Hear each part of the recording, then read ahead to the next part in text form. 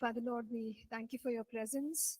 पिता परमेश्वर, हम आपकी उपस्थिति के लिए धन्यवाद देते हैं। Lord, we thank you for filling us with your Holy Spirit. पिता परमेश्वर, हम आपका धन्यवाद देते हैं कि आपने हमें पवित्र आत्मा की भरपूरी दी है।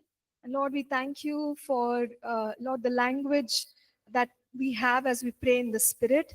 प्रभु जी, हम आपका धन्यवाद देते हैं उस भाषा के लिए जो आपने आत्मा में प्रार्थना करने के लिए हमें दी है। Lord, we know that we are praying in the will of God. पिता परमेश्वर, हम जानते हैं कि हम आपकी इच्छा के अनुसार प्रार्थना कर रहे हैं। Lord, we thank you for this blessing.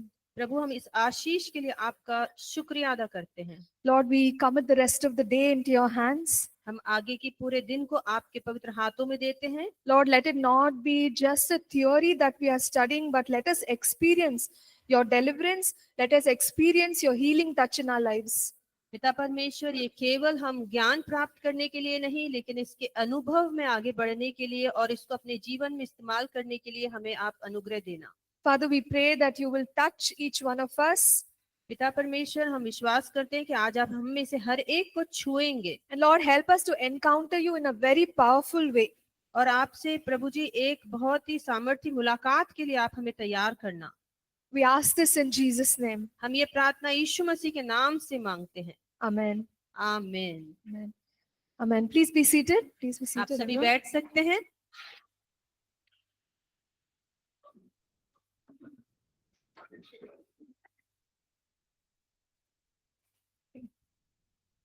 A very good morning to everyone.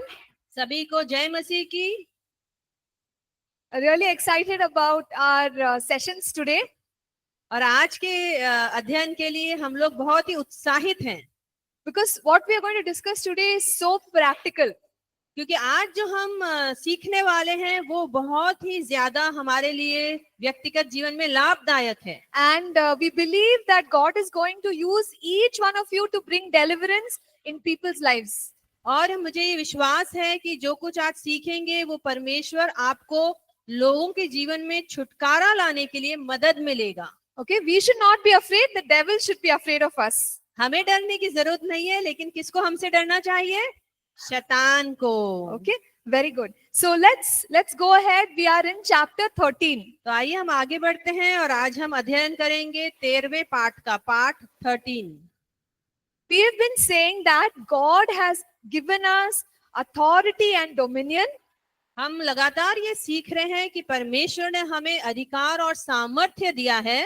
We said that we must defend ourselves. हमने ये भी सीखा कि हमें अपने आप को बचा कर रखना है। Now we are going to talk about how we can, go against, offend the enemy. लेकिन आज हम क्या सीखेंगे कि हम आगे बढ़कर कैसे शैतान को डरा सकते हैं और उसके ऊपर हावी हो सकते हैं। Yes, I think there's a question. Which one is that?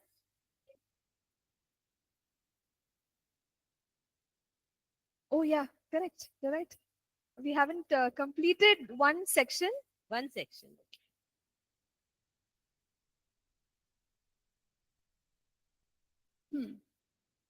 All right. So anyway, this is also offensive against the enemy. So we'll cover these sections and then go to chapter 13. ठीक है, तो ये भी उसी विषय को बता रहा है जिस विषय में हम आगे बढ़ने वाले, तो हम इसे पहले पूरा करके और फिर हम अगले अध्याय में जाएंगे। So when we talked about defense, we used words like resist, stand, withstand, right? जब हमने इस विषय में पढ़ा था तो हमने कुछ ऐसे शब्दों को सीखा था कि कैसे हमें शैतान का सामना करना है, कैसे हमें उसके आगे बढ़कर उसको रोकना है। And when we talked about offense, we said words like destroy, cast out, overcome. Those were the words we looked at. जो शब्द हमने सीखे या जो बातें हमने सीखी है वो क्या है? उसको नष्ट करना, उसके ऊपर जय प्राप्त करना, उसका सामना करना, उसको रोकना। Okay, and we also saw the meaning of the words bind, loose. और हमने इन शब्दों के बारे में भी सीखा कि खोलना क्या है, बांधना क्या है। What does it mean to allow, disallow, pull down? और हमने ये भी सीखा कि हम उसको क्या अनुमति दे सकते हैं, हम उसको किस बात की अनुमति नहीं दे सकते हैं, और हम उसको कैसे दंडित कर सकते हैं और खंडित कर सकते हैं। So here is another way of destroying the work of the enemy. अब हम एक और तरीका सीखेंगे जहां हम शैतान के कार्यों को नष्ट कैसे कर सकते हैं, इस विषय में जानेंगे। Prayer. जैसे कि प्रार्थना, Okay, prayer and intercession. प्रार्थना और मध्यस्थता। What is the difference between prayer and intercession? आपको में ऐसे कोई बता सकता है इन दोनों बातों के बीच में क्या अंतर है? प्रार्थना और मध्यस्थता के बीच में क्या अंतर है? Both are prayer, दोनों ही प्रार्थना का एक स्वरूप है, but what is the difference? लेकिन दोनों में अंतर क्या है?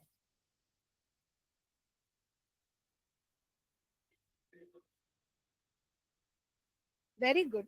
Okay, so Alicia is saying prayer is to speak to God, but intercession is to speak to God on behalf of somebody else. तो जैसा अलीशा ने बताया कि प्रार्थना परमेश्वर से बातचीत करना है, लेकिन मध्यस्थता किसी दूसरे के विषय में परमेश्वर से मांगना या प्रार्थना करना है। So we can pray for ourselves, but when we are praying for others, that is called as intercession. हम प्रार्थना कर सकते हैं अपने लिए, लेकिन जब हम दूसरों के लिए प्रार्थना करते हैं तो हम क्या कर रहे हैं? उनका बिचवाई का काम कर रहे हैं और हम उनके लिए मध्यस्थता कर रहे हैं। When Jesus came to know that Satan is going to attack Peter, he told him in Luke 21, Peter, I have prayed for you. जब यीशु मसीह ने लूका के 21वें अध्याय में हम पढ़ते हैं कि पतरस को ये बोला कि शैतान ने तुम्हें मांगा है कि तुम्हें गेहूं की तरह फटके, तब मैंने तुम्हारे लिए प्रार्थना की है। Why did Jesus pray regarding the attack that was going to come on Peter? आपको क्या लगता है कि यीशु मसीह ने क्यों पतरस के लिए प्रार्थना की कि शैतान उसके ऊपर कोई प्रहार करने वाला है? तो यीशु मसीह को क्यों आवश्यकता थी उसके लिए प्रार्थना करने की? See, Jesus knows that attacks will come. यीशु मसीह अच्छी तरह जानते हैं कि शैतान क्या करेगा? प्रहार करेगा। So he never said that Satan is going to attack you and that attack will be stopped. तो यीशु मसीह ने ये नहीं कहा कि शैतान तुम पर प्रहार करेगा इसलिए मैं शैतान को रोक देता हूँ। That won't happen. क्योंकि वो नहीं हो सकता है। Because Satan is in this world and he will keep attacking. और हम जानते हैं कि शैतान इस संसार में ही है और वो लगातार प्रहार करता रहता है। Jesus knew the attack will come, but through prayer he destroyed that attack. यीशु मसीह जानते थे कि प्रहार होगा, शैतान आएगा विरोध में, लेकिन एक प्रार्थना ऐसा हथियार है जिससे हम उस अटैक को क्या कर सकते हैं? रोक सकते हैं। Okay, so if we believe that after becoming a believer there will be no attack, that's a lie. तो अगर हम ऐसा कोई विश्वास करते हैं कि अगर हम विश्वासी बन जाएंगे तो शैतान हम पर कोई भी प्रहार नहीं करेगा, तो ये एक बहुत बड़ा झूठ है। You can think of it like an infection. आप ये इसको एक संक्रमण की तरह देख सकते हैं। When we go out of our house, there are all kinds of microorganisms and infections in the air.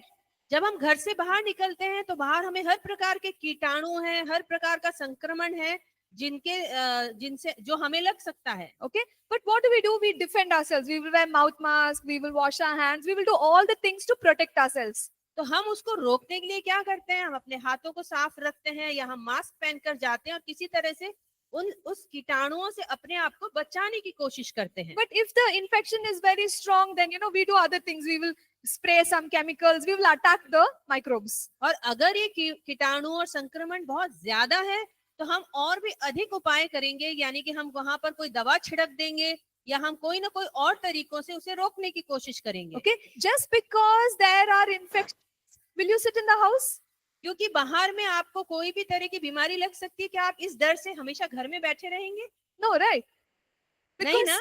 we have to go out. We have to do the things that we have to do. हमें निकलना है बाहर और बाहर निकल के हमें काम करने हैं तो हमें जाना ही पड़ेगा। Okay, so the Christian life is somewhat similar. तो ऐसा ही मसीही जीवन भी बहुत कुछ इससे मेल जोल खाता है। Just because the enemy is going to attack, we can't sit at home. We have to be bold. We have to do what God has called us to do. इसलिए कि हम पर शैतान विरोध में आएगा और हम पर प्रहार करने वाला है, इसका मतलब ये नहीं है कि हम घर में बैठे रहें हम बाहर न जाएं और परमेश्वर के कार्य को ना करें। And also for believers to keep saying that, the devil will attack me. Yeah, he will attack. Why should we make it like a very serious thing?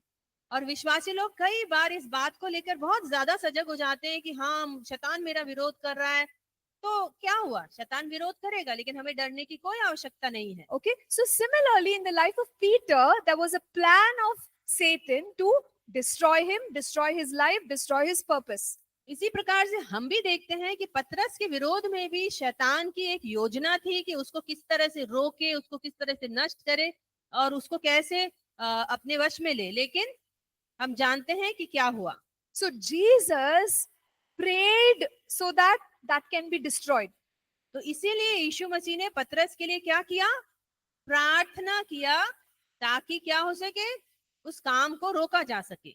When we study about the armor of God in Ephesians chapter 6 verse 18, it says, pray for all the saints. अगर हम इफिसियों उसका छठा अध्याय उसकी 18 आयत में देखेंगे तो वहां क्या लिखा है, सभी संतों के लिए लगातार प्रार्थना करते रहिए। Okay, so till now Paul spoke about all the pieces of the armor, but in the end he is talking about prayer.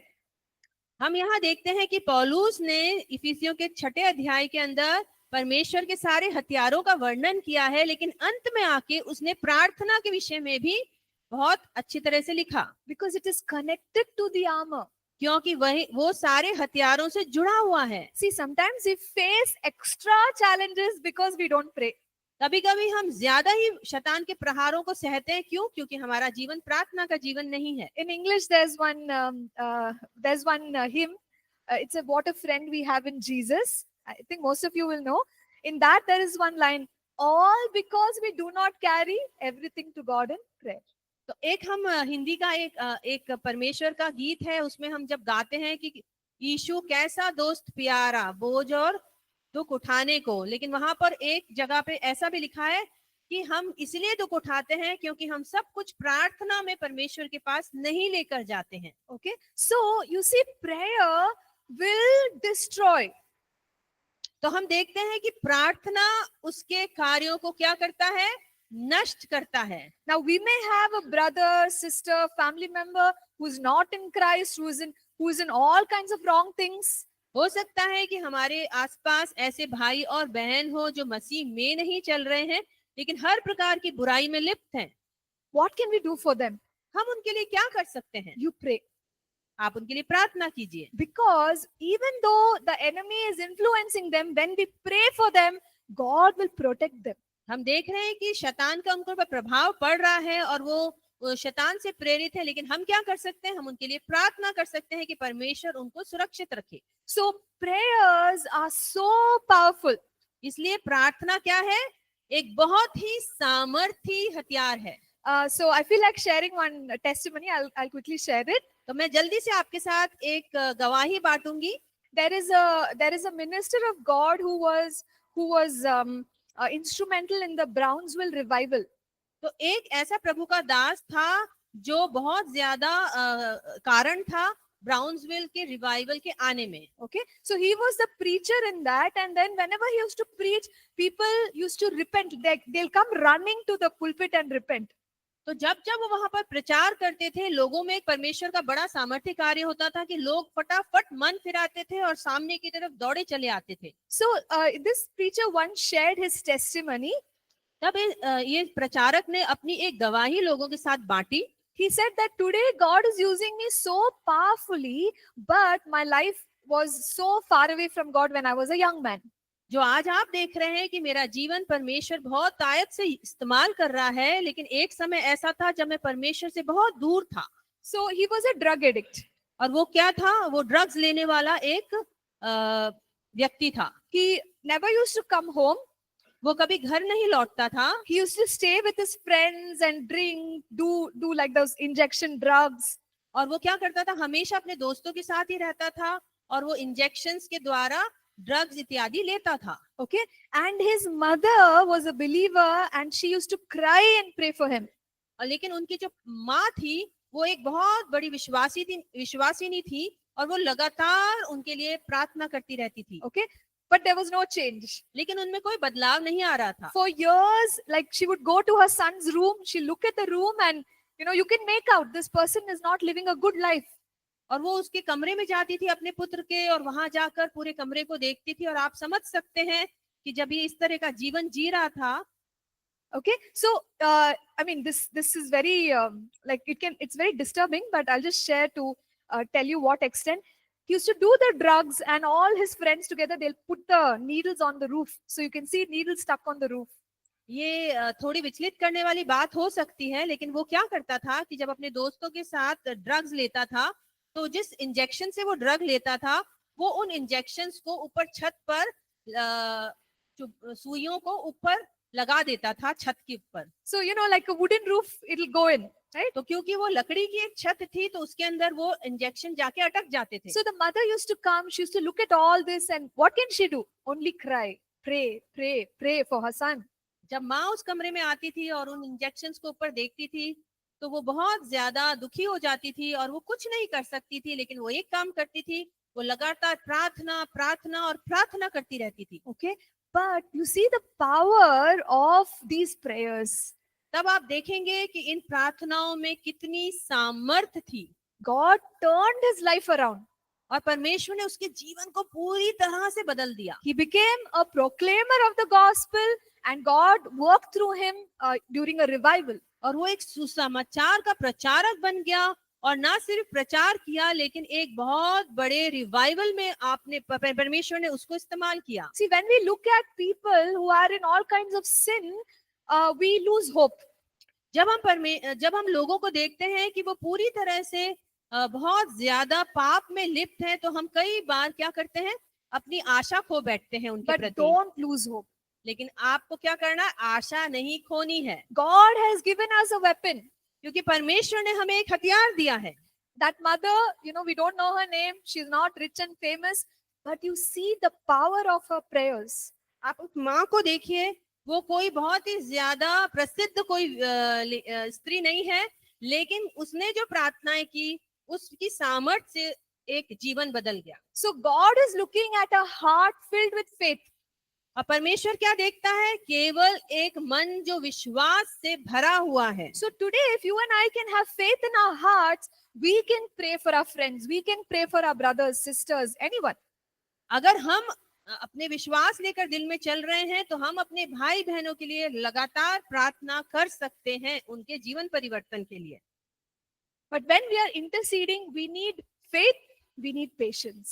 और जब हम ये मध्यस्थता का कार्य कर रहे हैं, तो हमें दो चीजों की आवश्यकता है, एक है विश्वास और एक है धीरज। Don't get discouraged when you don't see immediate change. अगर आप अचानक से कोई बदलाव नहीं देख पा रहे हैं, तो आप तुरंत कोई बदलाव नहीं देख पा रहे हैं, तो आपको क्या करना है, निराश नहीं होना है। Okay, so prayer intercession is a weapon. तो आपको ये समझना है कि प्रार्थना और मध्यस्थता एक बहुत बड़ा हथियार है। Everyone understood? क्या सभी को समझ आ गया? Yes. So will you pray for people? क्या आप औरों के लिए प्रार्थना करेंगे? Okay.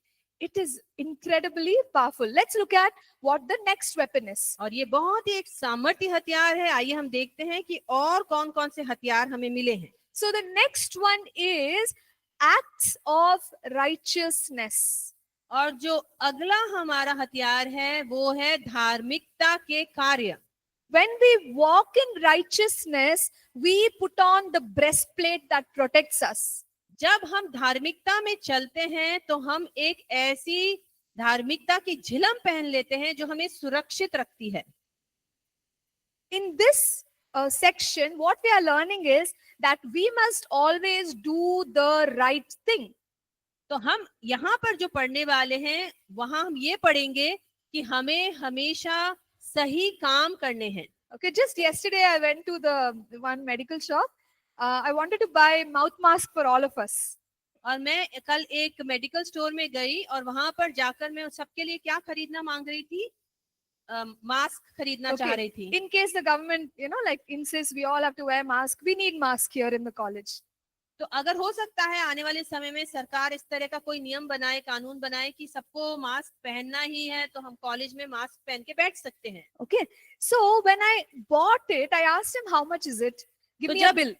तो जब मैंने उसको खरीदा तो मैंने उससे व्यक्ति से पूछा, जो दुकान वाला था, कि ये कितने का है और मुझे इसका बिल चाहिए। So he said, ma'am, you can pay 300 rupees. तो उसने कहा कि आप 300 रुपए मुझे दे सकते हैं। I said, okay, fine, just give me the bill. I paid the money. तो उन्होंने कहा ठीक है, आप मुझे ये दे दीजिए, लेकिन मुझे इसका बिल भी दीजिए। Then finally, when he gives me the bill, it's 500 on the bill. तो जब उसने मुझे बिल दिया तो बिल के ऊपर 500 रुपए का दाम लिखा हुआ था। So I said, I paid 300, you give me bill for 500. तो मैंने उससे कहा, मैंने तो आपसे 300 रुपए का सामान खरीदा है और आपने मुझे जो बिल दिया है वो 500 रुपए का है। So he generously said, keep it, no problem. तो उन्होंने कहा रख लीजिए, इसमें कोई तकलीफ नहीं है। I said, no, I paid 300, give me bill for 300. तो मैंने उससे कहा कि मैंने 300 रुपए का सामान खरीदा, इसलिए आप मुझे केवल 300 रुपए का ही बिल दीजिए। He's looking at me in a strange way. तो वो बहुत अद्भुत रीति से मेरी तरफ देखने लगा। And he said, it's difficult. वो कहता है ये बहुत मुश्किल है। I said, it's okay, you do it. उसने कहा, तो मैंने कहा नहीं ये ठीक है, आप ऐसा ही कीजिए। He's little upset with me, but he made a bill for 300 and he gave it in my hand. वो थोड़ा सा निराश और थोड़ा हताश हुआ, लेकिन फिर उसने आखिर में जाकर मुझे 300 रुपए का बिल पकड़ा दिया। Okay, so are you all understanding that the world around us is not, functioning with integrity? तो अगर हम ध्यान दें तो अब हमारे आसपास के जो संसार के लोग हैं वो किस तरह का जीवन बिता रहे हैं? धर्मी जीवन नहीं बिता रहे हैं। Okay, so in the midst of all this, we have to do righteous acts. इस सब संसार के मध्य में जब हम रहते हैं तो हमें क्या करना है? हमें अपने कार्यों पर ध्यान देना और धार्मिकता के कार्य करने हैं। See, when there is corruption and we are doing the right, we are handling money in the right way, it is a weapon. तो जब हमारे चारों ओर इतना भ्रष्टाचार है और हम धार्मिकता के कार्य कर रहे हैं, तो हम क्या कर रहे हैं? हम इसे एक हथियार की तरह इस्तेमाल कर रहे हैं। Okay, I remember in my college when we were graduating, I went to the office and I asked for my certificate. और मुझे अच्छी तरह याद है कि जब मैं अपने कॉलेज की डिग्री खत्म कर रही थी, तब मैंने ऑफिस में जाकर अपने कॉलेज के अंदर डिग्री को मांगा। And the officer over there, he said, don't you know all your friends have given money? You give money, I'll give the certificate. तब वहां पर बैठे अधिकारी ने मुझसे कहा, क्या आपको पता नहीं है कि बाकी सभी विद्यार्थियों ने इस डिग्री को प्राप्त करने के लिए कुछ पैसा दिया है, तो आप भी मुझे पैसा दीजिए। So I said, I'm not giving money. You want to give the certificate, you give it or you don't give it. It's up to you. और तब मैंने उनसे कहा, मैं तो कोई पैसा नहीं देने वाली हूँ, आपको सर्टिफिकेट देना है तो दीजिए, वरना मत दीजिए। Okay. And he was looking at me like, okay, what to do now? तो वो ऐसे मुझे देखने लगा कि ठीक है, अब मैं क्या कर सकता हूँ। And then he kind of realized I'm a Christian. तो उसको ये बात समझ आई कि मैं एक ईसाई धर्म से हूँ। Okay.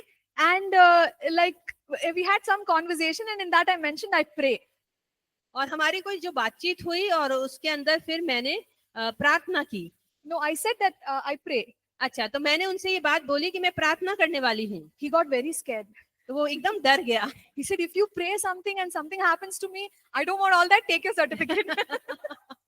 तो वो डर गया और बोलने लगा कि क्या हो सकता है तुम प्रार्थना करो और उसकी वजह से मुझ पे कोई मुसीबत आ जाए, इसलिए तुम चुपचाप अपना सर्टिफिकेट ले लो।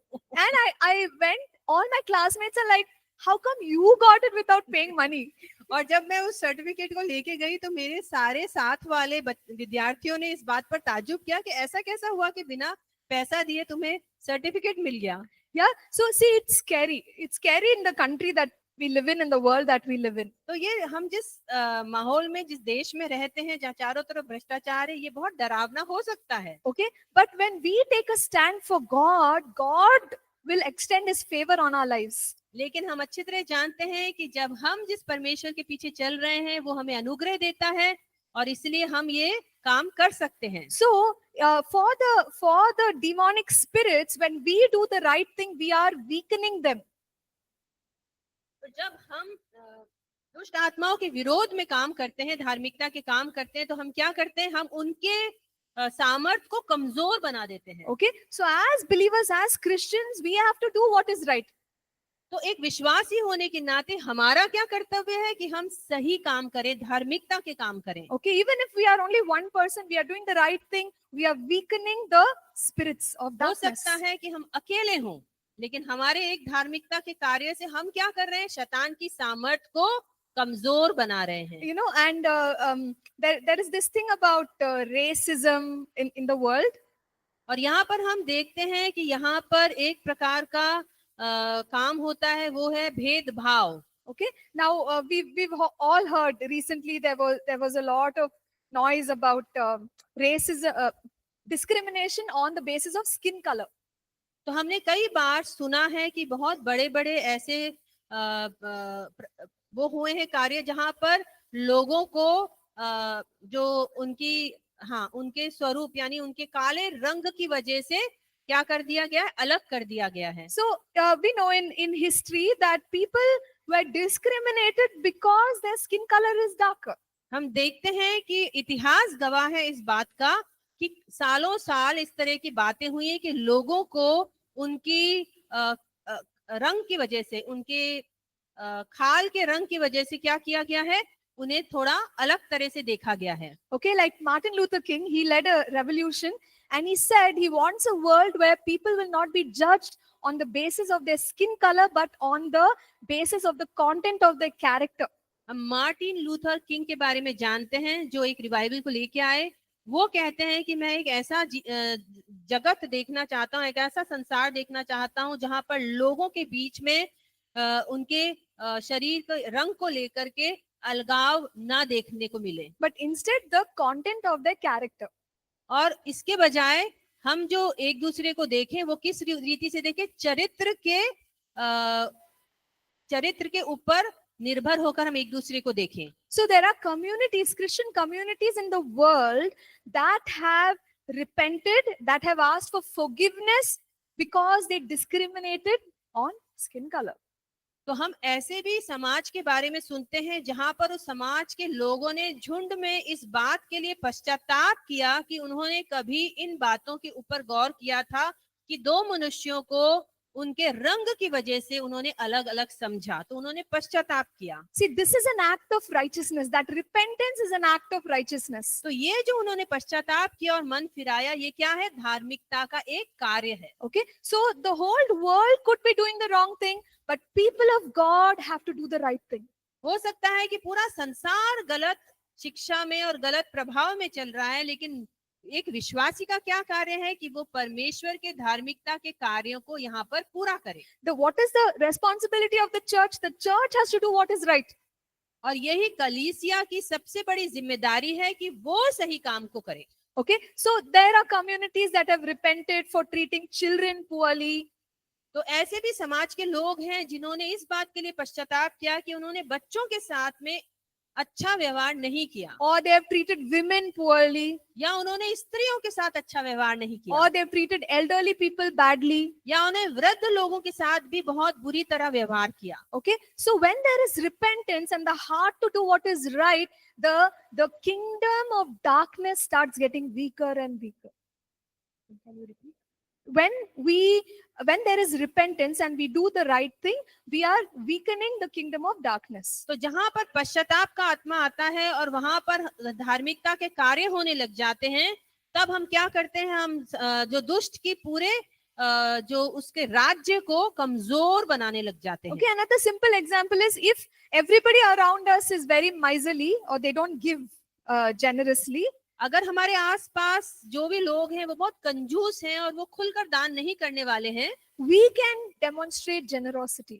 ऐसे समय में हम क्या कर सकते हैं, हम भी अपने उदारता का एक प्रदर्शन कर सकते हैं। Okay, so do what is just, do what is right, do what reflects the nature of God, and that is a weapon.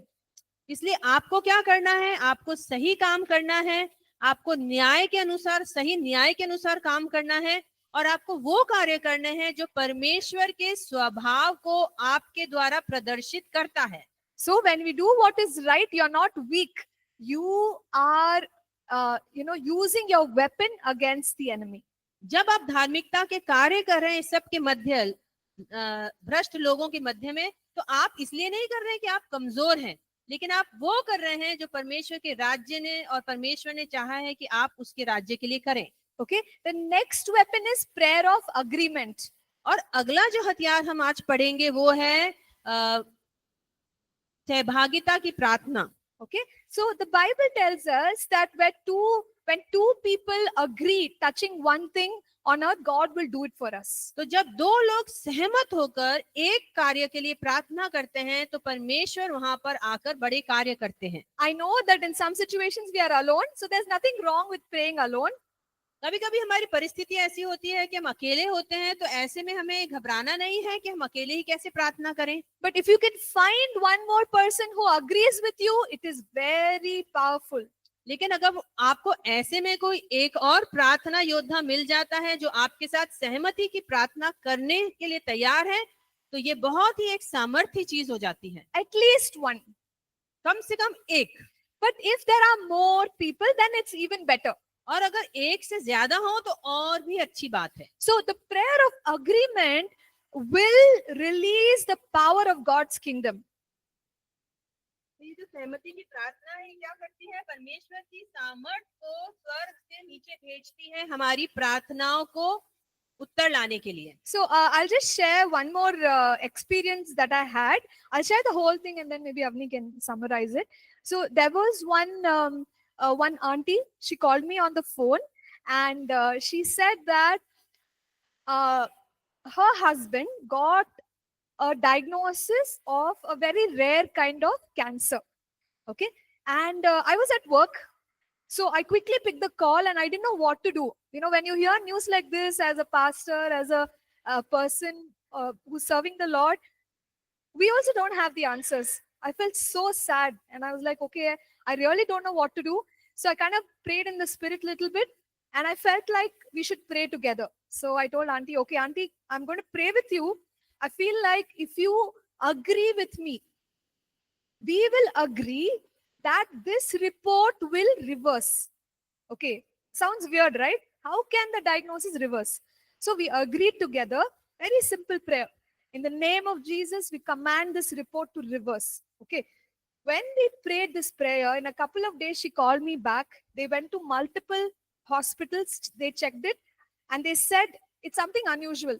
The gene shows that he has, that cancer, but in practicality, he does not need any medicines, he does not need any chemotherapy. Just come for review, like once in 6 months or once in a year.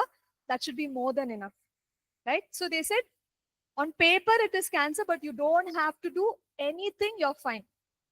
So that was a big thing for me because Holy Spirit just asked us to agree. Just agree. One point, reverse this diagnosis. And for me, it was like, wow, it built my faith. How can this happen? Even the report is saying you don't have to do anything, right? Hallelujah. तो ये एक बहुत सुंदर गवाही है जो ma'am ने बांटी है। वो इस प्रकार से चलती है कि एक दिन वो अपने कार्य में व्यस्त थी, तभी उनके पास एक फोन कॉल आया और उस फोन में एक आंटी थी जिन्होंने उन्हें बताया कि उनके पति को एक बहुत ही ऐसी बीमारी है जो बहुत कम लोगों को होती है और वो एक कैंसर था और वो समझ नहीं पा रही थी कि अब आगे क्या करें। ऐसे में मैम ने सोचा कि हम भी क्या कर सकते हैं। वो सुनकर एकदम उनका मन भी उदास हो गया और तब उन्होंने ये बोला उनसे कि हम एक काम कर सकते हैं कि हम दोनों मिलकर प्रार्थना कर सकते हैं, सहमति की प्रार्थना कर सकते हैं और इस सहमति की प्रार्थना में हम परमेश्वर से मांगते हैं कि परमेश्वर उनकी जो रिपोर्ट है उसको पूरी तरह से क्या करे, खारिज कर दे या बदल दे। तो उन्होंने दोनों ने मिलकर एक प्रार्थना की और उस प्रार्थना के बाद जब वो अलग अलग डॉक्टर्स के पास मिलने गए और उनकी रिपोर्ट निकाली गई तो ऐसा कुछ पता चला कि वहां पर वो कैंसर है जरूर और कागज पे है, लेकिन उसके लिए किसी इलाज की जरूरत नहीं है। और उन्होंने उस चीज को होते हुए देखा कि जो प्रार्थना की थी कि परमेश्वर उस परिस्थिति को पलट दे, उस रिपोर्ट को पलट दे, वहां पर इसी प्रकार की कोई बात हुई जो बहुत अद्भुत थी, बहुत सोचने में बहुत बड़ी लगती है कि ये कैसे हुआ कि परमेश्वर ने उस रिपोर्ट को पलट दिया। वो कैंसर वहां था लेकिन उसको इलाज की जरूरत नहीं थी, उससे कोई खतरा नहीं था, इसलिए वो प्रार्थना परमेश्वर ने सुनी और इन्होंने मिलकर परमेश्वर का धन्यवाद किया कि वो सहमति की प्रार्थना की सामर्थ्य से परमेश्वर ने इस काम को पूरा किया। Now, and uncle is not taking nothing related to cancer. और अभी 4-5 साल हो गए हैं और अभी भी वो अंकल कोई भी तरह की दवा नहीं ले रहे हैं उस कैंसर के लिए, Because it's not needed. क्योंकि वो उसकी जरूरत ही नहीं है। Hallelujah. Praise God. Amen. See, all these things know in the word, it sounds very simple. जो कुछ हम वचन में पढ़ते हैं हमें बहुत साधारण सा लगता है, But if you apply the simple, the results are powerful. और Amen? अगर आप इनको अपने जीवन में प्रयोग करेंगे तो आप इनके क्या देखेंगे? अद्भुत परिणाम देखेंगे। Okay. So, like, see, even when you think of getting married, it's so important to have somebody who can agree with you in prayer. यहाँ तक कि जब आप विवाह के लिए सोचते हैं तब भी आपको इस बात को ध्यान में रखना है कि आपको एक ऐसा जीवन साथी मिले जो आपके साथ सहमति की प्रार्थना में बैठे। So, a lot of young people say, no, I like this person, they're not a believer, but they're so good. कई ऐसे हम लोगों के पास लोग आते हैं, युवानु आते हैं जो ये बोलते हैं कि नहीं, मुझे तो ये व्यक्ति बहुत पसंद है, मुझे इन्हीं से शादी करनी है या विवाह करना है। तो क्या हुआ अगर वो विश्वासी नहीं है? Okay, God will change them, I will change them. और वो इस तरह की एक भावना लेकर चलते हैं कि आने वाले समय में परमेश्वर उन्हें बदल देगा और मैं भी उन्हें बदल सकती हूँ। Okay, but you see, can they agree with you in prayer when you pray? लेकिन देखने वाली बात यह है कि क्या एक अविश्वासी आप विश्वासी होने के नाते जो प्रार्थना करेंगे आपके साथ वो सहमत हो पाएंगे क्या? How can we live a powerful life? The prayer of just two people. God is asking, only two of you agree, pray. और यहाँ हम देख रहे हैं कि परमेश्वर सिर्फ 2 लोगों का जोड़ा बना रहा है और उस जोड़े में परमेश्वर इतना ही चाहता है कि दोनों सहमति की प्रार्थना करें। तो क्या ऐसा संभव है? Are you all understanding what I'm trying to क्या say? आपको बात समझ आ रही है? Yeah. So even just daily prayer with a spouse, it's so important for them to be a believer. It's so important for them to want to grow spiritually.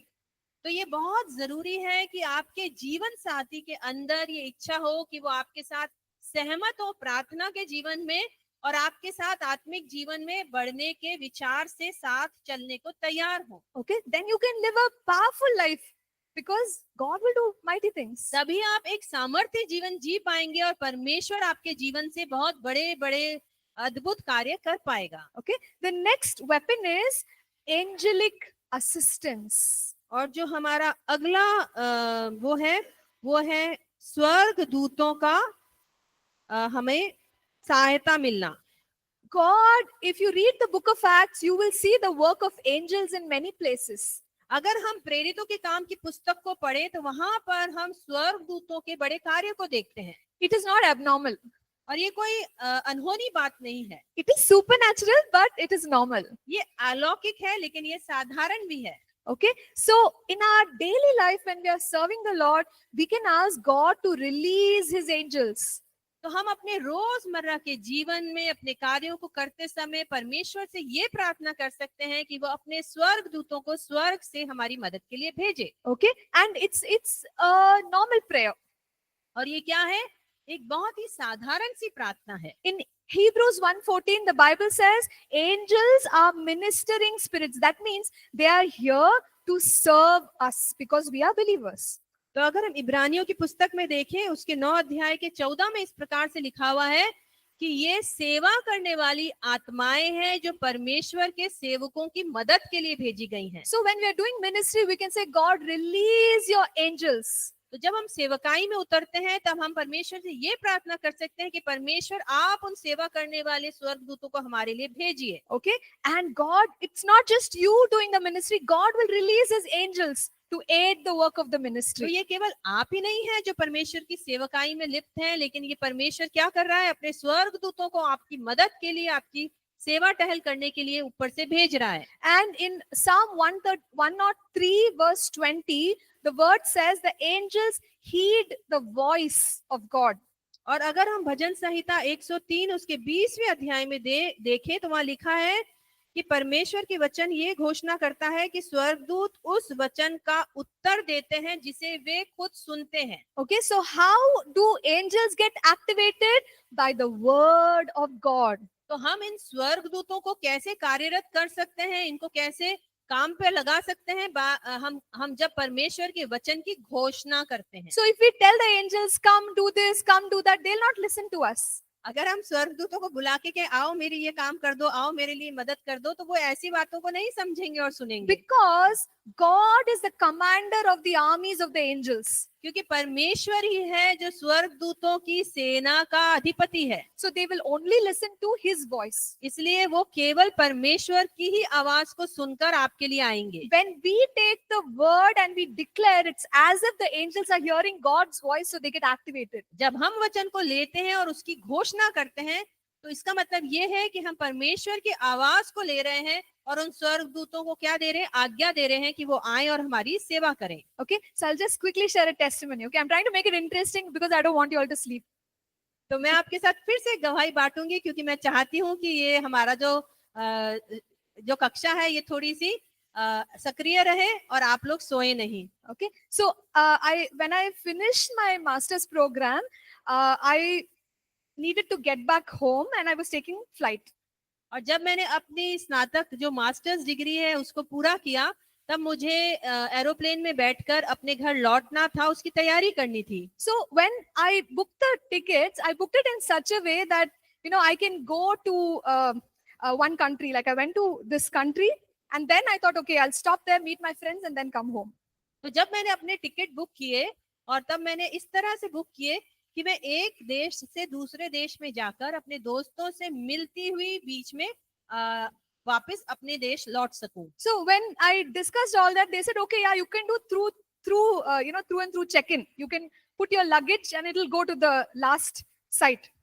तो उन्होंने कहा कि जब आप अपने सामान को एयरपोर्ट पे देंगे तो आप इस तरह से देना कि वो सामान सीधा आपके अगले पड़ाव के लिए जो फ्लाइट पकड़नी वहां पहुंच जाए और आप इस तरह से अपने टिकट को बुक कर सकते हैं। Okay, but finally when I went to take the flight, they said, no, you have to carry your luggage. तो जब मैं अंतिम पड़ाव में जब मैंने जाकर के वो एरोप्लेन को पकड़ने की कोशिश की, तब उन्होंने कहा कि नहीं, आपको अपना सामान अपने साथ ही रखना पड़ेगा। So that was something like 25 kgs, and then I had all my backpack, and also it was lot of weight. और वो जो सामान था उसमें मेरा जो मेन सूटकेस था वो करीब 25 किलो का था। उसके अलावा मैंने जो हाथ में और कंधों पर लिया हुआ था वो कुल मिलाकर बहुत अधिक हो रहा था। Okay, so long story short, I went to that country and I went to this bus station to take the bus to their house. तो मैं जब मेरे दोस्तों जिस देश में रहते थे मैं वहां पहुंची, तब मैं वहां पर उतरी और मैंने एक बस लिया जो मुझे अपने दोस्तों के घर तक ले जा सकती थी। Okay, the bus station is like they have lot of steps. You have to go on top and book the ticket. तो जो बस स्टेशन था वो इस प्रकार से था कि वहां पर मुझे बहुत सारी सीढ़ियों को चढ़कर ऊपर जाकर टिकट लेना पड़ता So था। somehow I struggled, my bag and this. Somehow I struggled. I booked the ticket. और किसी तरह से बहुत मुश्किल उठाते हुए मैं अपने सामान को किसी तरह से उठाते हुए ऊपर चढ़ी और मैंने अपने टिकट को बस के लिए बुक किया। And they said, okay, madam, you go there. You have to go down. Bus is down. और तब उन्होंने कहा आपको अगली तरफ जाना पड़ेगा और आपको नीचे उतरना पड़ेगा और वहां पर आपको बस मिलेगी। And when I went there, I saw this steps. Okay, it's made out of this kind of black metal, and it's steep. You know how some steps are little inclined, some steps are not inclined. They're sort of very straight. तो जब मैंने वहां जाके देखा तो काले रंग की लोहे की वहां पर सीढ़ियां थी और वो सीढ़ियां बहुत आराम से उतरने वाली नहीं थी, वो बहुत ऐसे एकदम ऊपर तीखी रूप से एकदम सीधाई में बनी हुई थी। So I went and stood there and I got so scared. How will I go down? I have so much luggage. और जब मैं वहां जाके खड़ी हुई और मैंने उन सीढ़ियों को देखा तो मैं बहुत जोर से घबरा गई कि इतना सारा सामान उठाकर मैं इन सीढ़ियों से कैसे उतरूंगी। And I think I only said Jesus. और शायद मैंने वहां खड़े होकर सिर्फ एक शब्द बोला, यीशु। And I'm not exaggerating. I'm just looking down and this man quickly comes. He's wearing all white and white. He carried my bag. He ran down. He put the bag down. और मैंने अचानक से देखा, ये मैं बहुत बड़ा चढ़ा के नहीं बता रही हूँ लेकिन मेरा अनुभव बता रही हूँ कि मैं वहां खड़ी थी, तभी एक व्यक्ति आया जिसने पूरा सफेद वस्त्र पहने हुए थे। उसने मेरा सारा सामान उठाया, सीढ़ी से धड़ धड़ नीचे उतरा और नीचे सामान रख दिया और वहां छोड़ दिया। I started running behind him. I'm like, my bag, like, don't take my bag. और मैं उसके पीछे भागने लगी क्योंकि मुझे लगा वो मेरा बैग लेके भाग रहा है। So as soon as I reached down, there's only bag. That man is not there. और तब मैं जब Nobody is नीचे there. उतरी तो वो व्यक्ति वहां नहीं था, केवल मेरे बैग रखे थे। That was like my first experience. Yeah, praise God. See, I didn't even pray, and God, I believe it was an angel. प्रभु की महिमा हो, क्योंकि मैंने वहां पर कोई ऐसी प्रार्थना भी नहीं की थी। मैंने सिर्फ यीशु मसीह का नाम लिया था, विश्वास किया और मुझे मदद मिली। Okay, till today, that experience is like, oh my goodness, this is amazing. और आज भी जब मैं उस अनुभव के विषय में सोचती हूँ तो मैं सोचती, प्रभु ये कितना अद्भुत था। So I'm just sharing, not to say, oh, I'm great and all, but the thing is, God will send his angels for all of us. मैं जो आपके साथ बांट रही हूँ, ये इसलिए नहीं बांट रही हूँ कि मैं ये बताना चाहती हूँ मैं कोई महान व्यक्ति हूँ, पर इसलिए बांट रही हूँ कि परमेश्वर हमारी परिस्थितियों में कैसे कार्य करता है। This is normal Christian life. ये एक बहुत ही साधारण सा मसीह जीवन है जो मैं आपके साथ बांट रही हूँ। So if you and I believe in Christ, we will see angels engaging to help us, support us, and bring God's messages. तो जब हम इस तरह से प्रार्थना करते हैं तो परमेश्वर अपने स्वर्गदूतों को हमारी मदद के लिए भेजता है, जो हमें सुरक्षित रखते हैं, हमारी सेवा मदद करते हैं और हमें आगे बढ़ाते हैं। Okay, so don't be surprised. It's normal. तो आप ज्यादा अचंभित ना हो, ये एक बहुत साधारण सा वाक्य है या गवाही है। Okay, and in fact, the Bible says that there are warring angels. और हमें वचन ये बताता है कि हमारे लिए युद्ध करने वाले भी स्वर्गदूत भेजे जाते हैं। So in 2 Kings 19:35, 2 Chronicles 32:21, the scriptures are given there.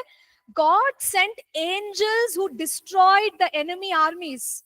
अगर हम यहाँ पर देखें दूसरा राजा 19 उसका 35 और दूसरा इतिहास 32 का 29 में, तो वहां हम देखते हैं कि परमेश्वर ने युद्ध करने वाले स्वर्गदूतों को मदद के लिए भेजा। Okay, so there are warring angels that can destroy the enemy. तो हम देखते हैं कि युद्ध करने वाले ऐसे स्वर्गदूत आते हैं जो विरोधी सेना को नष्ट कर देते हैं। So let's start declaring the word so that we can see more and more angelic activity in our lives. तो क्यों ना हम ऐसा कुछ करें कि परमेश्वर के वचन की लगातार घोषणा करते रहें ताकि परमेश्वर हमारे लिए मदद को भेज सके। Okay, so the final section, तो आइए हम अंतिम पड़ाव में आते हैं।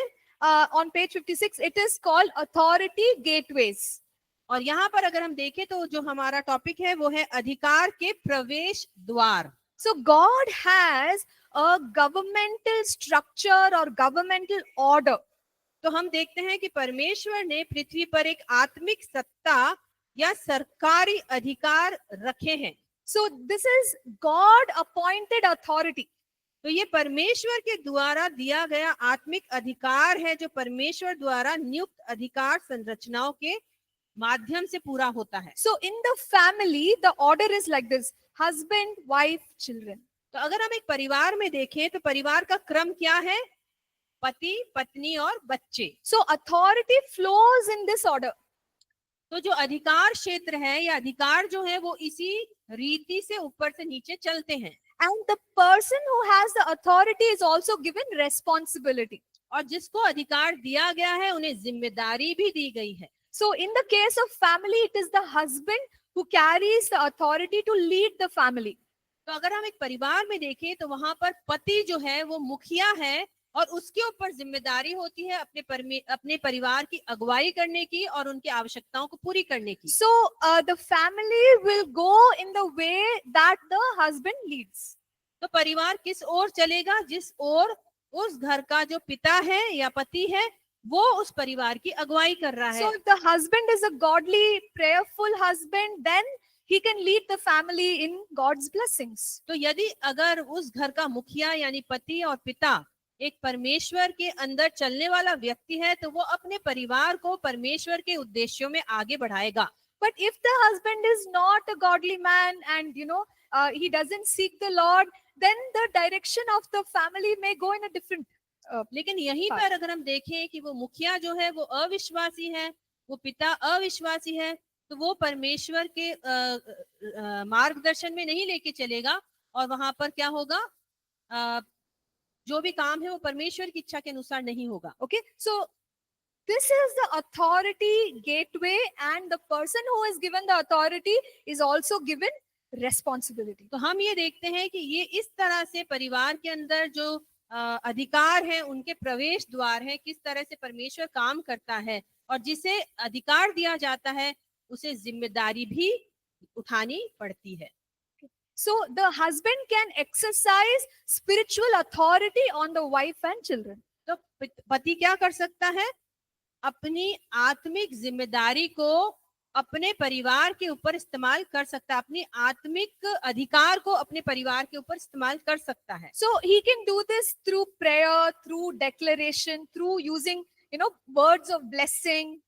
और ये जिम्मेदारी जो है उसको वो कैसे पूरी करेंगे, प्रार्थना को करके अपने परिवार के लिए, परिवार पर वचन की घोषणा करके, विश्वास के द्वारा वो अपने परिवार की मार्गदर्शन कर सकते हैं। Okay, so the point is that they should open the door for blessings and not disrupt God's blessings on the family. तो उनका कार्य ये है कि वो परमेश्वर की आशीषों के द्वार को अपने परिवार पर खोले, ना कि रुकावट बने उन आशीषों के उन पर आने के बीच। Okay, all right, let's take a break. We'll come back and complete it. तो हम लोग अभी एक छोटा ब्रेक लेंगे और फिर मिलेंगे और आगे बढ़ेंगे।